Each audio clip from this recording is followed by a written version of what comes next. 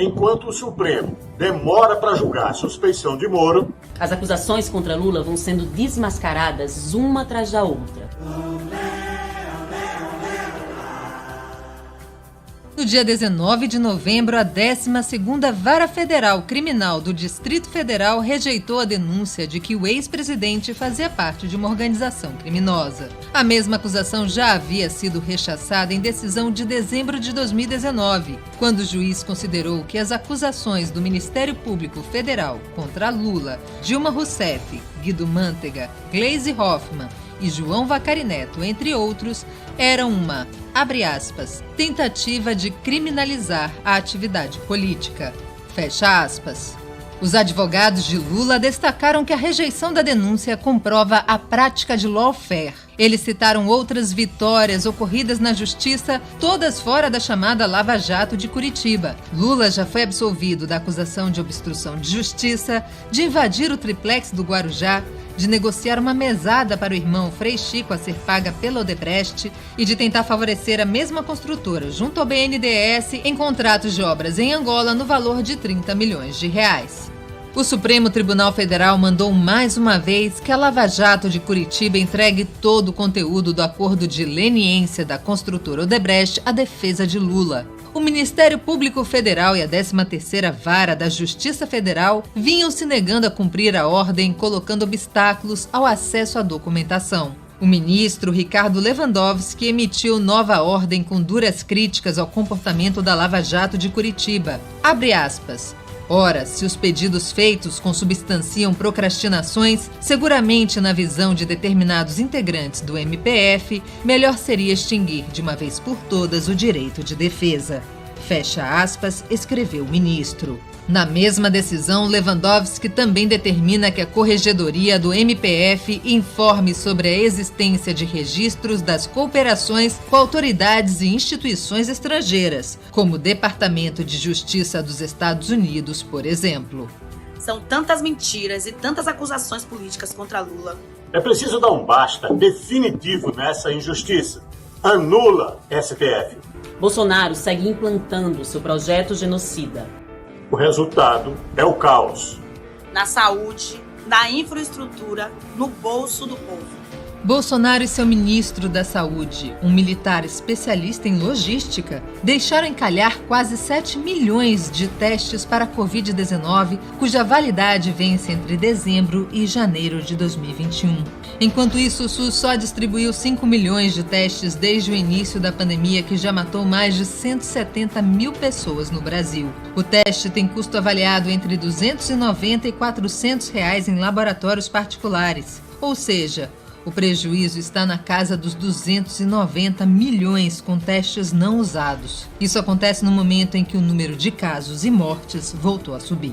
Desde um incêndio numa estação de distribuição em 3 de novembro, o Amapá sofre com a falta de energia, escassez de combustível e problemas no fornecimento de água. As eleições foram adiadas para dezembro. Bolsonaro só foi ao Amapá após 20 dias de crise e foi recebido com xingamentos pelo povo.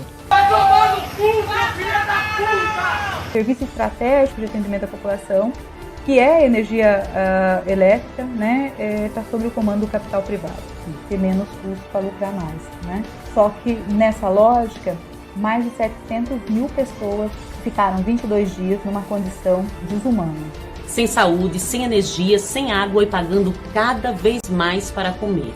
A prévia da inflação para o mês de novembro já é pior desde 2015. O IPCA 15, medido pelo IBGE, mostra alta de 0,81%. Os itens básicos puxam a inflação, como os alimentos, que já registram 12,1% de aumento nos preços ao longo do ano. Fora Bolsonaro! O governo genocida atual está totalmente empenhado em negar o papel da escravidão na formação do Brasil. O racismo estrutural que define profundamente nossa sociedade e, sobretudo, a luta da população negra contra sua opressão histórica. Se quisermos ter um futuro de justiça e democracia, precisamos combater e superar o racismo. Não basta não ser racista, precisamos urgentemente ser antirracistas. Uma onda de protestos marcou o Dia da Consciência Negra em 20 de novembro, quando o país amanheceu com a notícia do assassinato de um homem negro por seguranças de uma loja do Carrefour em Porto Alegre. O soldador João Alberto Silveira Freitas, negro de 40 anos, foi asfixiado diante de inúmeras testemunhas. Em São Paulo, a 17ª Marcha da Consciência Negra se concentrou no vão do MASP. Enquanto houver racismo, não haverá democracia! A marcha seguiu para uma unidade do Carrefour nos Jardins, que foi ocupada pelos manifestantes. Teve protesto também em Santo André e em Taboão da Serra. Em Osasco, aconteceu ato em frente ao mesmo Carrefour, onde um cachorro foi morto a pauladas no estacionamento em 2018. No litoral sul paulista, houve manifestações em Santos e São Vicente. Em Belo Horizonte, foram feitos atos em supermercados da rede. Teve protesto também em Brasília e em Campo Grande. Vidas negras importam! Vidas negras importam! Já no Rio de Janeiro, os atos foram em diversas unidades do Carrefour, no Norte Shopping, em Campo Grande e em São Gonçalo.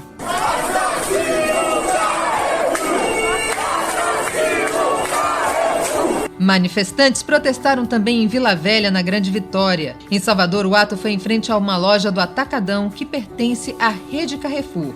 Também teve protesto no Recife, onde um trabalhador morreu dentro do Carrefour e teve seu corpo coberto com guarda-sol. E em Fortaleza.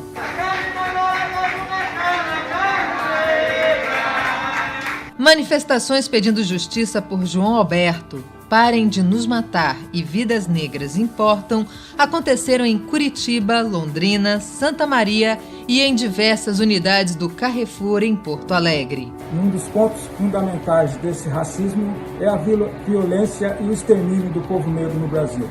Um cortejo que levou uma multidão às ruas da capital gaúcha homenageou João Alberto no dia de seu funeral. O racismo é filho do ódio e da intolerância.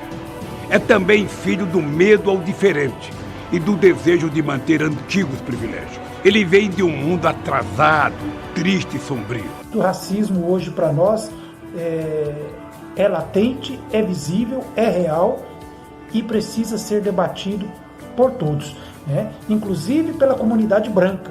É algo que precisa entrar na sala de casa. Construiremos todos juntos um novo mundo democrático, igualitário e bem mais feliz.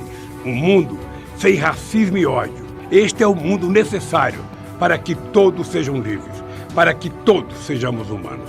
Amigo do Brasil. Assim, o ex-presidente Lula se referiu ao craque Diego Maradona em suas contas nas redes sociais. Lula se pronunciou após o anúncio do falecimento do mais famoso jogador de futebol argentino, vítima de infarto em 25 de novembro. Abre aspas. Só posso agradecer toda a sua solidariedade com as causas populares e com o povo brasileiro. Maradona jamais será esquecido. Fecha aspas, escreveu Lula.